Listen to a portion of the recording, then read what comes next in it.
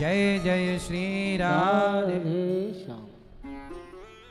परम मंगलमय परात्पर अखिलेश्वर अखिल ब्रह्मांड नायक परात्पर परब्रह्म भगवान श्री कृष्ण की वांगमयी प्रतिमूर्ति श्रीमद् भागवत महापुराण।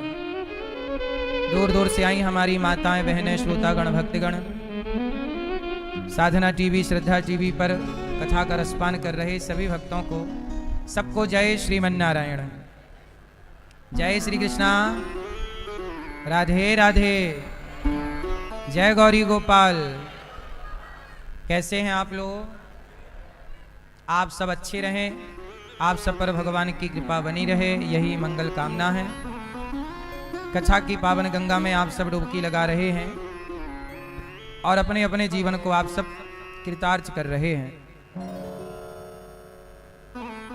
आप सबने वृंदावन धाम आकर के यहाँ की पावन धरती को प्रणाम करके आपने केवल अपना ही कल्याण नहीं किया। जब आप गंगा नहाते हैं, जब आप तीर्थ यात्रा करते हैं, तो आपके इस कार्य से आपके पितर, आपके पूर्वज भी बहुत प्रसन्न होते हैं कि आज हमारे वंश का, हमारे कुल का कोई बालक, कोई पुरुष, कोई स्त्री वृंदावन गए, कथा सुन रहे हैं। आपके पुण्य से आपके पितर भी तृप्त होते हैं। और जब आप कोई पाप करते हैं, गलती करते हैं, तो आपके उस पाप से आपके पितर भी रुष्ट हो जाते हैं।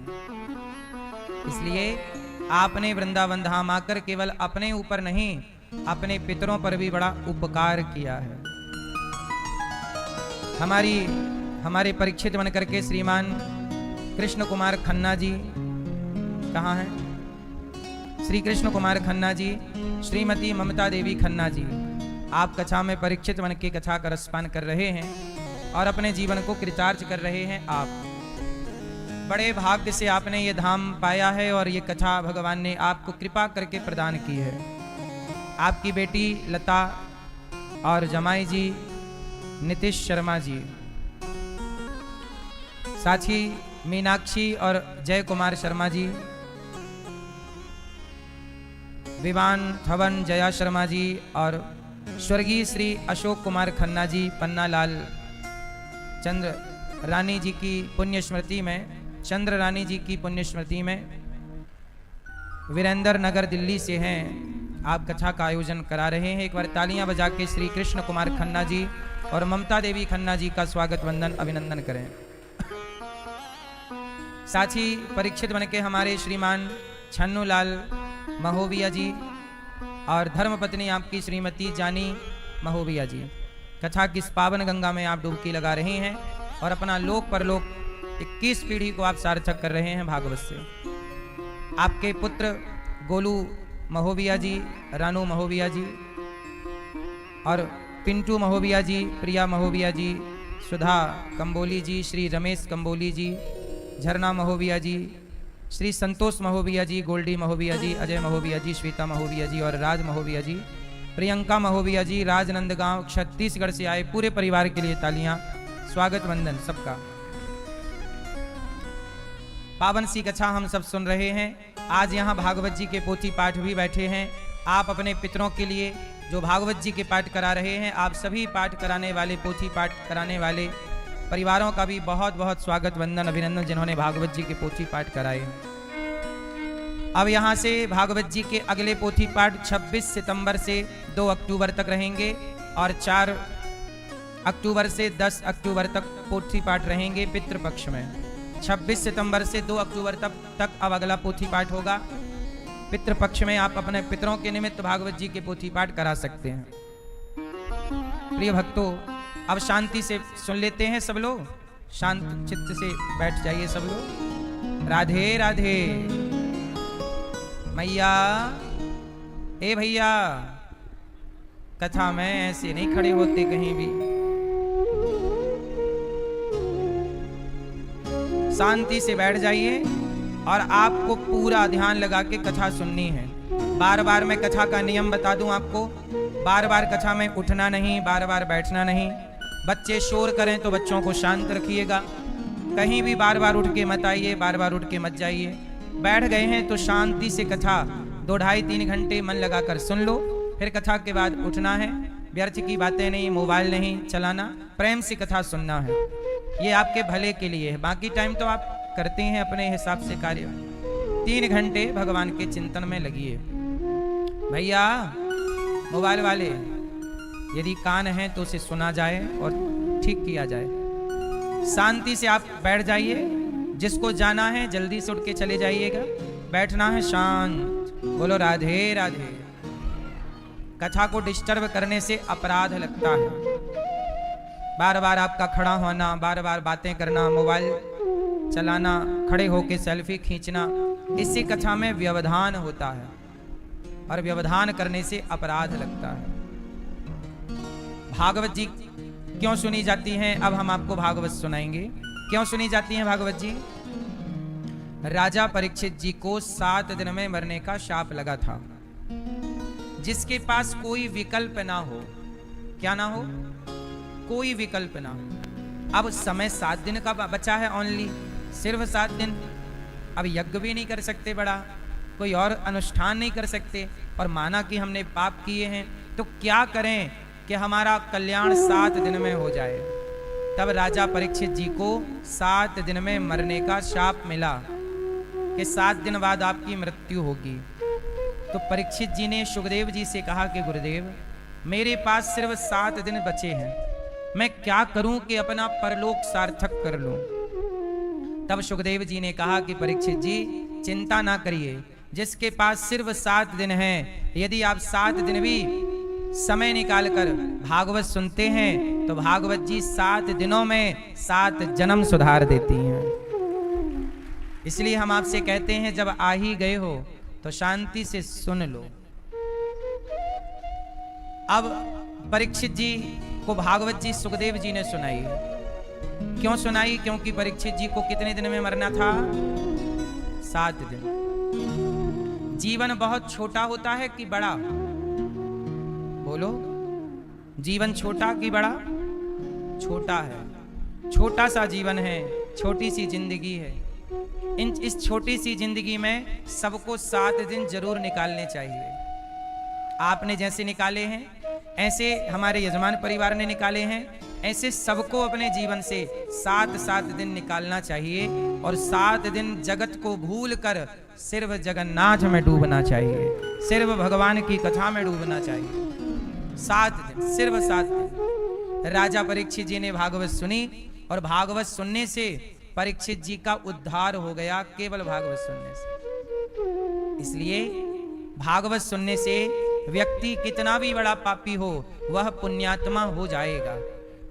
जैसे ये बताओ, सोने में कोई मिलावट है, कोई गंदगी है, तो सोने को साफ करना है तो क्या करना पड़ेगा? भट्टी में डालना पड़ेगा। सोना भी तो साफ होता है और सोना भी गंदा होता है। अन्य धातुएं मिलाओ, जैसे आपने आभूषण बनाए, तो आभूषण जब बन गया तो सोने में टांके लग जाते हैं, इसलिए सोना सोने के भाव से कम में कटता है, बट्टा निकलता है। बट्टा कटता है। बट्टा क्या है? सोने में की गई मिलावट, टाका इत्यादि लगाने में अन्य धातुओं को मिलाया जाता है, उसे कहते हैं बट्टा। फिर उसकी कहावत बन गई, बट्टे खाते में गए। सही है? तो जैसे सोना अशुद्ध हो जाए तो भट्टी पे डालकर उसे शुद्ध किया जाता है, ऐसे व्यक्ति जब अशुद्ध हो जाए तो 7 दिन की भागवत कथा से उसे शुद्ध किया जाता है। आपकी आत्मा, आपका चित्त, आपका मन, आपकी बुद्धि की शुद्धि होती है भागवत से। जैसे आप लोग पानी पीते हैं, तो आप लोगों ने पानी के लिए घर में फिल्टर लगा रखा है, फिल्टर वाला पानी पीते हो आप लोग। आपने रोटी खानी है तो चलनी होती है, चलनी से पहले चालते हो आटा को, ताकि आटा में कोई गंदगी हो तो वो चलनी में रह जाए, और शुद्ध आटा को पानी डाल के आप गूंथते हैं, उसकी रोटियां बनाते हैं। तो हर जगह क्या है? आटा शुद्ध। अच्छा, चावल मैया बनाती हो तो चावल भी पहले पानी में धुलती हो कि नहीं? और धुलने से पूरा पानी वाइट हो जाता है, चावल का पूरा पानी क्या हो जाता है? सफेद हो जाता है। वो चावल की गंदगी है।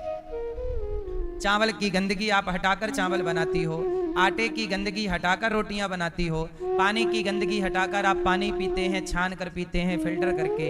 ऐसे ही जैसे आटा गंदा होता है, चावल गंदा होता है, पानी गंदा होता है, उसे आप शुद्ध करते हैं। लेकिन जब आपका मन गंदा होता है, आप उसे शुद्ध करने का कोई प्रयास नहीं करते, इसलिए मन गंदा होता चला जाता है, होता चला जाता है। इसलिए भागवत सुन लेने से आपके मन की शुद्धि होती है। किसकी शुद्धि? मन की, मन की, बुद्धि की, चित्त की और अहंकार की। मन, बुद्धि, चित्त, अहंकार। और जब ये शुद्ध हो गए तो आपके भीतर विचारों की शुद्धि हो जाएगी। आपके मन में गलत गलत विचार आते हैं। अब वो गलत विचार क्यों आते हैं? क्योंकि मन में अशुद्धि है। जब तक मन में अशुद्धि रहेगी तो गलत गलत विचार आते रहेंगे। इसलिए मन पे ही हमारे सनातन में ज्यादा फोकस किया है। हमारे पूरे सनातन का सिद्धांत मन पर टिका हुआ है। किस पर? मन के हारे हार है, मन के जीते। इसलिए मन के हारे हार है, मन के जीते जीत। इसलिए पूरा खेल मन का है। मन चंगा तो रैदास जी कहते हैं कि मन चंगा, तो आगे बोलो आप, मन चंगा तो कठौती में गंगा। मन सही है तो आप घास की कुटिया में भी खुश हैं, और मन सही नहीं है तो महलों में भी आप परेशान हैं। सही है? मन पूरा, आप खुश किससे रहते हैं? मन से। और दुखी किससे रहते हैं? मन से। मतलब आपके जीवन में मन की बहुत बड़ी भूमिका है। आपके सुखी या दुखी रहने में आपके मन की बड़ी भूमिका है। आपके मन की हो गई तो आप बहुत खुश हैं, और मन की नहीं हुई तो आप बहुत परेशान हैं, दुखी हैं। तो पूरा खेल मन का। इसलिए संत जन कहते हैं ये मन बड़ा चंचल है। मन बड़ा, कैसे तेरा भजन करूं, जितना इसे समझाऊं उतना ही मचल जाए। जितना समझाते हैं मन मचल जाता है। इसलिए हमारे ऋषि मुनि संत अपने मन को अपने कंट्रोल में करते हैं। जीतना है तो पड़ोसी को मत जीतो, अपने आप को, अपने मन को अपने कंट्रोल में कर लेना ही जीतना है। अच्छा, रावण कितना बड़ा बलवान था। रावण ने देवताओं को जीत लिया, रावण ने दिक्पालों को जीत लिया, रावण ने पाताल के राजा को जीत लिया, रावण ने नागलोक को जीत लिया, स्वर्ग लोक को जीत लिया। लेकिन रावण जानते हो किससे हार गया? अपने मन से। रावण किससे हारा? किससे हारा? अपने मन से। क्यों? रावण का मन रावण के कंट्रोल में नहीं है। राम से तो बाद में हारा, पहले किससे हारा? अपने मन से। कैसा मन? रावण का मन सीता की ओर चला गया। जब आपका मन पराई स्त्री की ओर चला जाए, समझ लेना कि आपका मन आपके वश में। राम और रावण में अंतर सिर्फ इतना है कि राम का मन राम के कंट्रोल में है। राम के पास राम का मन सुरक्षित है, कंट्रोल में है। राम जब चाहे अपने मन को जिस ओर चाहे वहां लगा सकते हैं। राम का मन राम के वश में है, जबकि रावण का मन रावण के वश में, रावण का मन वश में नहीं। और वश में नहीं तो रावण का मन गया सीता की ओर। सबसे पहले कौन गया? रावण की बहन शूर्पणखा ने यही तो बताया कि सीता बहुत सुंदर है। वो सुंदर है तो तुरंत रावण का मन सुंदरता की ओर गया। पहले मन गया फिर रावण गया। कहीं भी पहले आपका मन जाता है फिर आप जाते हैं। बोलो हाँ। आपके बगल से कोई सुंदर स्त्री गुजर गई, आपके बगल से कोई सुंदर पुरुष गुजर गया, आपने एक बार देखा, और देखने के बाद जब वो चली गई या चला गया, तो जब आप पलटकर देखते हैं तो वो आप नहीं देखते, वो आपका मन आपको पलटाता है कि यार रूप सुंदर था, एक बार देख तो सही। वो आप नहीं पलटे थे, वो पलटाने वाला कौन था? वही है आपका मन, जो बार बार आपको उस ओर ले जाता है, उस ओर ले जाता है। रावण का मन बार बार सीता की ओर जाने लग गया। वाह, ये तो मंदोदरी से ज्यादा सुंदर है। तो रावण सबको जीतने वाला, इंद्र को जीतने वाला, दिक्पालों को जीतने वाला, किससे हार गया? अपने मन से। इसलिए कहता हूं, मन के हारे हार है और मन के जीते जीत।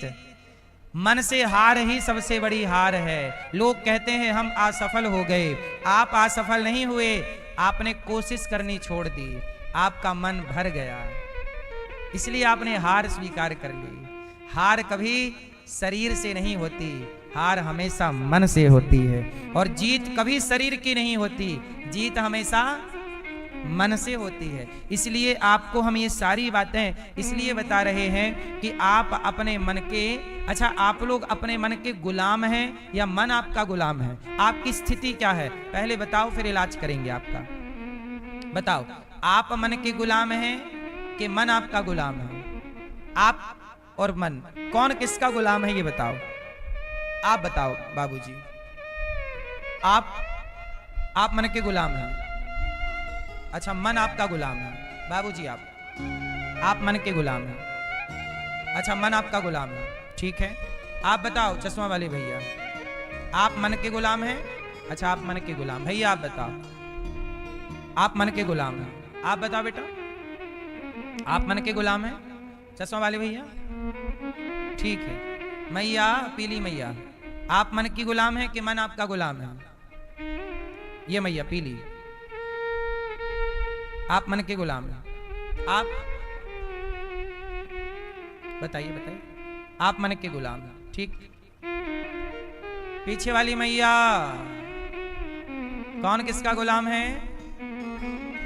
देखो, कुछ लोगों ने कहा कि हम मन के गुलाम हैं। आपने सही कहा कि आप मन के गुलाम हैं, पर यह गुलामी है गलत। सही क्या है?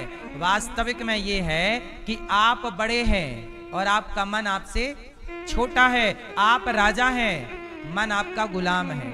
लेकिन मन इतना पावरफुल हो चुका है आपका कि आपका गुलाम मन तो है, रियल ये है, लेकिन मन इतना हावी हो गया कि आपको अपना गुलाम बना चुका है और आप मन की गुलामी करते हैं।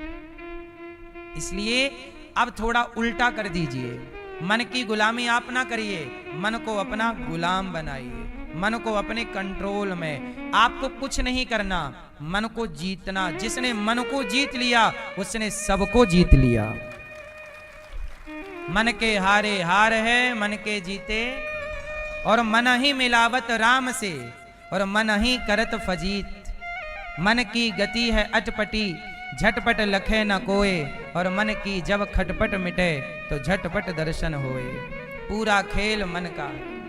मन चाबी है, चाबी से ताला बंद हुआ और चाबी से ताला, उसी चाबी से ताला खुला। जिस चाबी ने ताले को बंद किया वही चाबी ताले को खोलेगी। ये मन जगत में लगा आपका तो आपको बंधन में डाल देगा, और यही मन जगन्नाथ में लगा अर्थात भगवान में लगा तो यही मोक्ष की ओर ले जाएगा। इसी मन से बंधन है, इसी मन से मुक्ति है। अब बंधन में रहना है या मुक्ति में? क्या पसंद है आपको, बंधन या मुक्ति? कितने लोग मुक्ति चाहते हैं? तो क्या करना होगा? क्या करना होगा?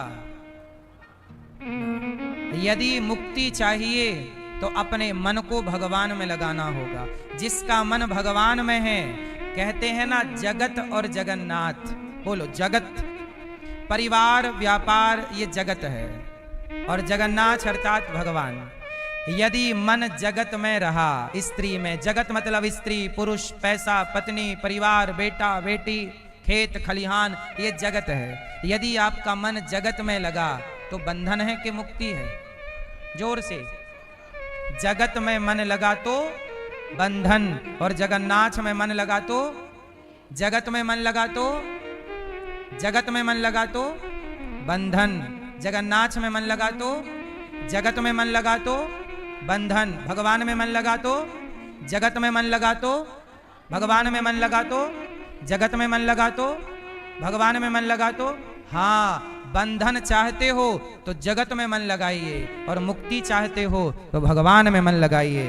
दोनों रास्ते खुले हैं आपके लिए, दोनों विकल्प खुले हैं आपके लिए। कहां लगाना है? तुलसीदास जी ने मन कहां लगाया? जगत में या जगन्नाथ में? मीराबाई ने मन कहां लगाया? जगत में या जगन्नाथ में?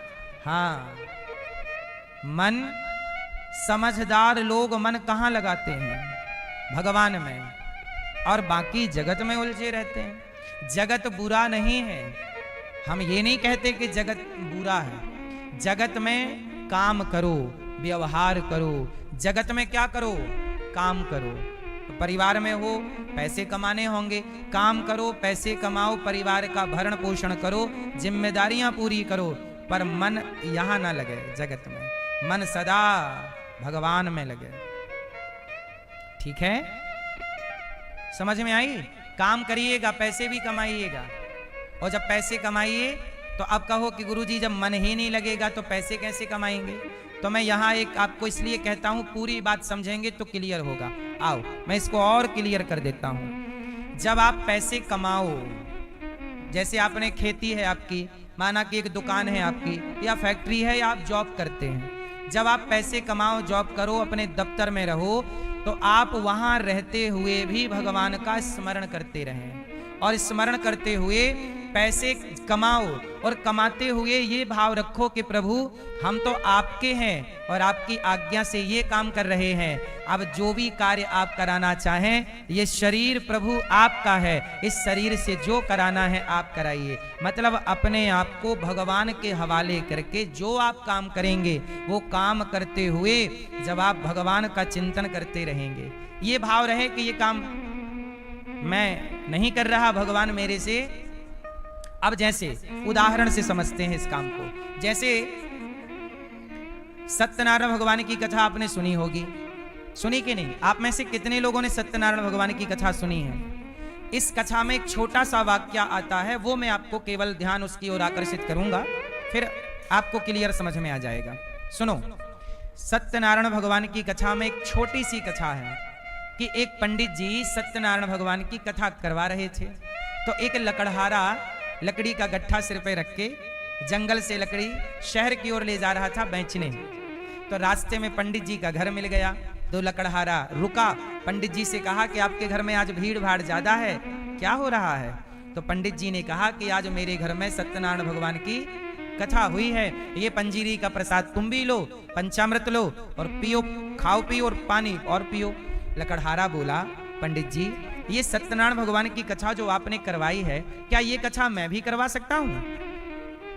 पंडित जी बोले, श्योर, क्यों नहीं करवा सकते, आप भी करवा सकते हैं। अच्छा, तो लकड़ी का लकड़हारा लकड़ी का गट्ठा सिर पे रखा और आज इस भाव से चला। अब जो मैं समझाने वाला हूं वो ये लाइन है, आज लकड़ी का जो लकड़हारा था, लकड़ी का गट्ठा सिर पे रखकर इस भाव से चला कि आज लकड़ी बेचने से जो भी पैसा मिलेगा उससे मैं सत्यनारायण भगवान की कथा सुनूंगा। तो जब वो बाजार में गया तो कथा में लिखा है कि आज उसे लकड़ियों के दुगने दाम प्राप्त हुए।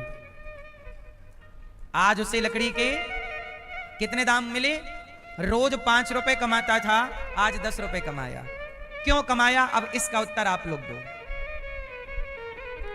क्योंकि उसका भाव बदल गया। क्या बदल गया? क्या भाव बदला? अभी तक लकड़ी बेचता था अपने परिवार के लिए कि जो पैसा मिलेगा मैं परिवार की सेवा करूंगा, लेकिन अब किसके लिए? कि मैं भगवान की सेवा करूंगा। तो जब आपका काम ईश्वर से जुड़ जाता है तो वह कार्य ही भक्ति हो जाती है, और वह कार्य को भगवान कई गुना बढ़ा देते हैं। इसलिए पैसे आप कमाओ तो क्यों कमा रहे हो? इसलिए कमाओ कि प्रभु मैं इस पैसे से आपकी और आपके भक्तों की सेवा कर सकूं, इसलिए कमाओ। तो आपकी कमाई को भी ईश्वर डबल करेंगे। जो व्यक्ति अपने लिए कमाता है, भगवान कहते हैं तू अपने लिए कर, लेकिन जो ये भाव कि नहीं मैं किसी और की भी सेवा करूंगा, ईश्वर उसे नहीं देंगे क्या? अच्छा, एक चीज आपने नोटिस की होगी, मैं एक चीज आपका ध्यान आकर्षित करना चाहता हूं, जो सबके साथ हो चुका है और कुछ लोगों के संग होने वाला है। सुनना, आप में से कितने लोगों के घर बेटियां हैं? बेटी, जिसकी बेटी है वो हाथ उठाएं। है? चलो अब हाथ नीचे करो। अच्छा एक बात बताओ, अब वो लोग ध्यान से सुनेंगे जिनकी बेटियों का विवाह हो चुका है, और वो बहुत ध्यान से सुनेंगे जिनकी बेटियों का विवाह होने वाला है। दोनों ध्यान से सुनो। जब आपकी बेटी का विवाह होने वाला था, जिस साल, सच बताना, उस साल अचानक आपकी कमाई बढ़ गई कि नहीं? पैसा आया कि नहीं? हर बाप से पूछना ये बात। जिस साल आपके बेटी का विवाह है, अकस्मात उस साल आपकी इनकम बढ़ी है, आप देख लेना।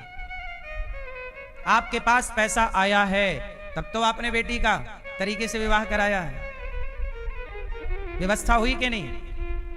अच्छा, जब बेटी का विवाह दूर था 4 साल पहले, तब आपको चिंता थी कि यार हमारी तो कमाई इतनी है ही नहीं, बेटी का विवाह होगा कैसे? लेकिन जब बेटी के विवाह का टाइम आया तो पता नहीं व्यवस्था कहां से हो गई और कार्य हो गया। अब ये बताओ, ये जो मैं बोल रहा हूं ये सत्य है या असत्य है? ऐसा होता है या नहीं? इसका अर्थ ये है कि जिसने बेटी दी होती है वही बेटी के विवाह की सेवा भी भेज देता है। बेटा जाओ, देनहार कोई और है। सुनो, देनहार कोई और है, भेजत है दिन रैन। देने वाला जिसने तुम्हें बेटी दी है उसी को इस बेटी की चिंता है, वही इस बेटी के लिए लड़का बनाता है कि इसका वर कौन होगा, दुल्हा कौन होगा। वही इसका भाग्य लिखता है कि इसके भाग्य में कितनी खुशी और कितना दुख। बाप कितना भी चाहे बेटी को सुख या दुख नहीं दे सकता। क्यों? तुम बेटी का अच्छे से अच्छे घर में विवाह ही तो कर सकते हो, लेकिन उस बेटी की किस्मत तुम ना बनाओगे, वो बनी बनाई है। उसके भाग्य का, सीता माँ के पिता जनक हैं, सीता माँ के पति राम हैं, पर जब किस्मत में जंगल की लकड़ी काटना लिखा था तो माता सीता के हाथ में भी कुल्हाड़ी आई और जंगल की लकड़ी काटनी पड़ी। तो बेटी के भाग्य में जो लिखा है वो उसे ही उठाना है। इसे ना बाप बदल सकता है, ना पिता, ना पति, ना पुत्र। सही है? सीता माँ के पिता हैं जनक जैसे महादिग्गज, सीता माँ के पति हैं राम जैसे मर्यादा पुरुषोत्तम, और सीता माँ के 2 पुत्र हैं लव कुश जो बहुत बलवान।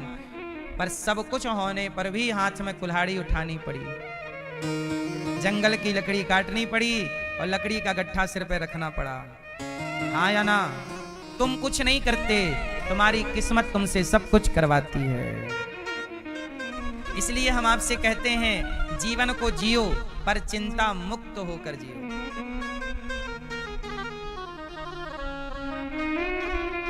हाँ, जीवन जियो, पर जीवन कैसे जियो? चिंता मुक्त। जिसने बेटी दी है वह बेटी के भरण पोषण की व्यवस्था भी करेंगे। आप मेहनत करिए, आप कर्म करिए, पर भाव ये रखिए कि प्रभु ये सब कुछ आपका है, भगवान में समर्पण करके फिर कार्य करिए।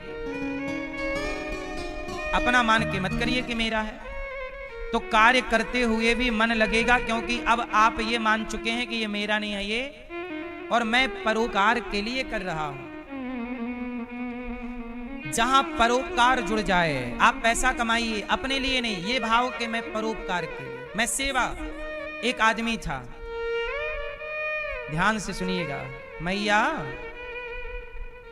ओ मेरी माँ, ऐसे एक हाथ ना उठाया करो बच्चे का, एक हाथ पकड़ के ना खींचा करो।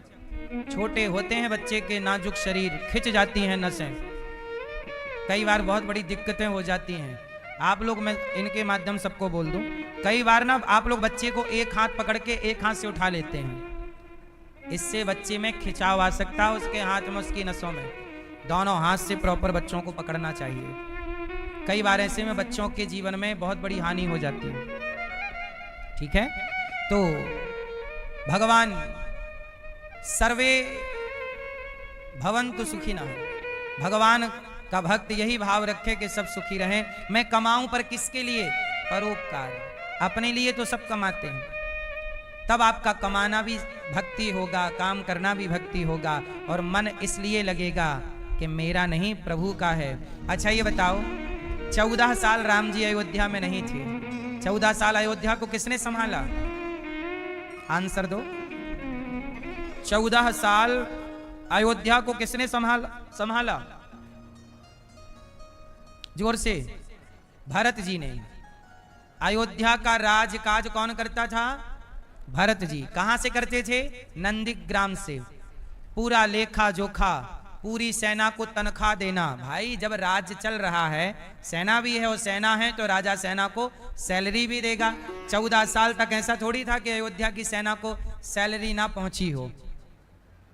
बिजली पानी जो भी व्यवस्थाएं हैं, हर साल फसल होना, खाना पीना तो चलेगा ना, इसके बिना तो ना होगा। शहर है तो पानी बरसेगा तो नाली भी जाम होंगी, उनकी साफ सफाई भी होगी।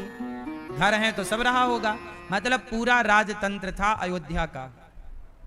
और पूरा राजतंत्र कौन संभालता था? भरत जी। अब ये बताओ कि भरत जी अयोध्या के राजा बनने से मना कर दिए। मैं राजा तो नहीं बनूंगा, कैकेयी माँ ने बोला बन जाओ। नहीं, राजा नहीं बने पर अयोध्या को संभालते रहे।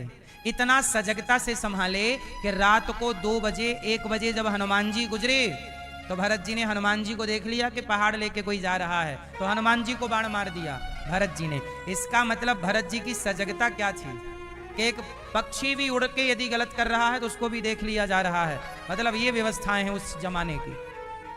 हाँ या ना? अब रात को आपके यहां से कौन उड़ के चला जाए? लेकिन भरत जी की कुटिया से जब हनुमान जी, और हनुमान जी जो वायु के वेग से जा रहे थे, उन्हें भी मार गिराया। समझ सकते हो ना कि सजगता क्या है। अब मुझे आपसे केवल ये जानना है कि 14 साल राम जी के बिना अयोध्या का राजा तो भरत जी नहीं बने, पर अयोध्या को चलाते रहे। तो प्रश्न ये है कि क्यों चलाते रहे? आंसर, क्यों चलाए? क्यों चलाए आप बताओ। भरत जी को तो राजा बनना नहीं था, भरत जी तो भक्त हैं। भक्ति करेंगे, क्या जरूरत है राजकाज चलाने की? क्यों चलाए आप बताओ। इसलिए चलाए। सुनना, इस प्रश्न का उत्तर फिर अपने से समझना। भरत जी इसलिए चलाए क्योंकि भरत जी ये मानते हैं ना कि ये राज्य राम का है। किसका है? 14 साल बाद जब राम जी आएंगे तो राम जी का राज्य उन्हें उबड़ खाबड़ तो नहीं दे सकते, व्यवस्था बिगाड़ कर तो नहीं दे सकते। जब आप घर पर रहने जाओगे तो कचरा फैला कर नहीं दे सकते ना, साफ सफाई ना करते हैं। तो राम जी का ये राज्य है और प्रभु ने दास को जिम्मेदारी दी है इसकी सेवा की। तो भरत जी राजा बनकर नहीं, सेवक बनकर के अयोध्या को संभालते हैं, इस भाव से कि ये अयोध्या राम की है। ऐसे आप भी अपने परिवार और व्यापार को इस भाव से संभालो कि हम प्रभु के दास हैं और ये परिवार, ये व्यापार प्रभु का है, हमें जिम्मेदारी दी है, इसलिए हम संभाल रहे हैं। ये परिवार किसका है? प्रभु का। और व्यापार किसका है? प्रभु का। प्रभु का व्यापार आपका, प्रभु परिवार आपका, और हमें आपने केवल जिम्मेदारी दी है। जैसे आपको 2 बेटे हैं, 2 बेटियां हैं, एक बेटा है एक बेटी है, तो ईश्वर ने आपको 2 बेटों की, एक बेटा एक बेटी की, एक माँ की एक पिता की, एक पत्नी की एक पति की, ये जिम्मेदारियां दे रखी हैं आपको कि तुम्हें इतना संभालना है। आपके अंडर में 10 लोग काम करते हैं, मानो 10 मजदूर जो आपके द्वारा उनका चूल्हा जलता है, तो ईश्वर ने आपको 10 लोगों की जिम्मेदारी, 5 लोगों की जिम्मेदारी, 500 लोगों की जिम्मेदारी दी। आपने ये नहीं समझना कि मैं मालिक हूं, नहीं। भरत जी ने ये नहीं कहा कि मैं राजा हूं, उन्होंने ये कहा राजा तो प्रभु हैं और मैं राम का एक छोटा सा क्या हूं? जोर से, क्या हूं? दास, सेवक। एक ही बात, मैं क्या हूं? राम का क्या हूं? क्या हूं? मैं प्रभु का एक छोटा सा सेवक हूं, सेविका हूं, दास हूं, दासी हूं। और दास का धर्म है। अच्छा ये बताओ, जब आप अपने घर से बाहर जाते हो तो आपके घर के नौकर चाकरों को आप सौंप जाते हो ना, तो वो साफ सफाई रखते हैं कि नहीं? जैसे आपके घर में एक आपका नौकर है तो वो आपके घर की देखरेख संभालता है, ऐसे आप ईश्वर के घर के नौकर हैं। तो ये परिवार किसका? भगवान का। व्यापार किसका? भगवान का। और आप कौन? सेवक। तो जैसे भरत जी ने सेवक बन के अयोध्या संभाली, ऐसे आप भी प्रभु के सेवक बन करके परिवार व्यापार संभालो, तो मन भी लगेगा, काम भी होगा, अहंकार भी नहीं आएगा कि मैंने किया। समझ में आई कि नहीं? तो आज से आप क्या बनेंगे? भरत। भरत जी यही सिखा रहे हैं कि नाथ सकल संपदा तुम्हारी, मैं सेवक समेत सुत नारी। किस किस को समझ में आ गई बात? आपको नहीं आई? भैया आपको नहीं आई? सफेद शर्ट वाले भैया आई? क्या समझ में आया? परिवार किसका? व्यापार किसका? आप कौन? सेवक, दास। अपने को सदा इसलिए भक्त लोग कहते हैं